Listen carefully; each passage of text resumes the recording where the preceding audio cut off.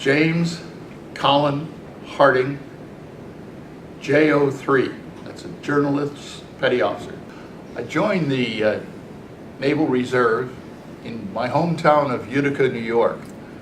I had gone through boot camp as the recruit chief petty officer at Great Lakes and squired a group of 60 men through those trying days of learning how to be a sailor and how to manage the responsibilities.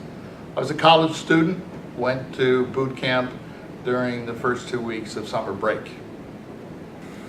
The boot camp experience was kind of unique. I started off because I had close to a college degree, as a company clerk. And then the Monday of boot camp, the then recruit chief petty officer came in with a raft of extra bedding.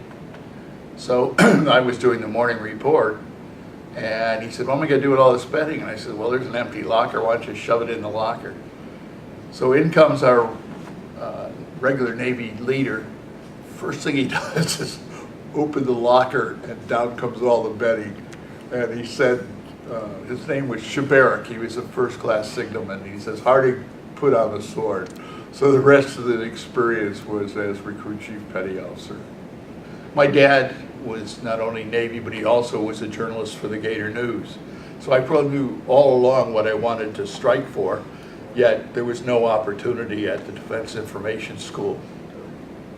So I just understood what it took to make the grade in the Navy. I understood the demands of getting practical factors knocked off and so on.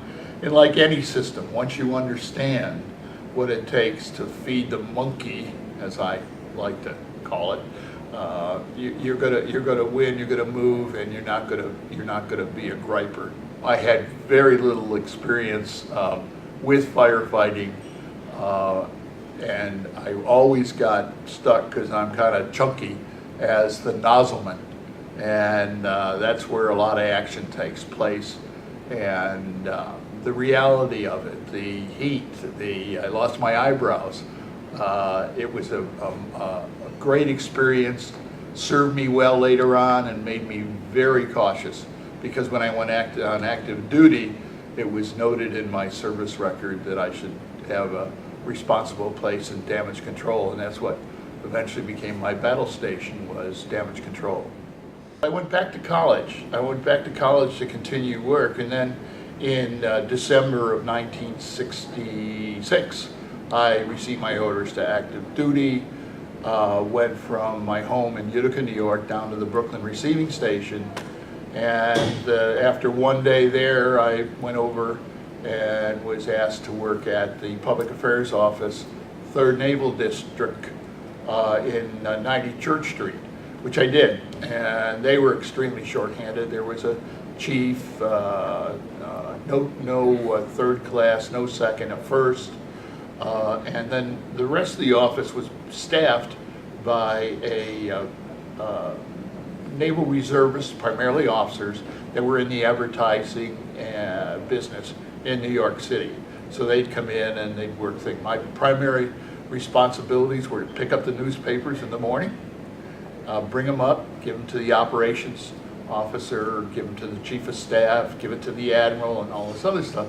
And I, struck up a great relationship with those people, and they told me, "Geez, Harding, we're so short, maybe we can keep you here in New York."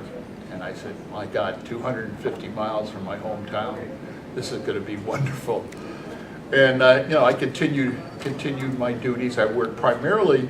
At that time, there was Lieutenant Paul Lamy, who headed Fly Navy bobsled team, and he was up at Lake Placid, and we did local promotions from him. I did all the clipping services and so on. Then one morning, I went up, and there was a Master Chief Quartermaster in the operations room, and he asked, "Harding, what's the purpose of the Naval Reserve?" And I said, "Support the fleet." He said, "Great, you have orders." So that evening, I was on an airplane headed for Rota, Spain. America had deployed without a rated petty officer in public affairs. Okay, and I was on my way to Rota, and then eventually picked up the ship in Naples.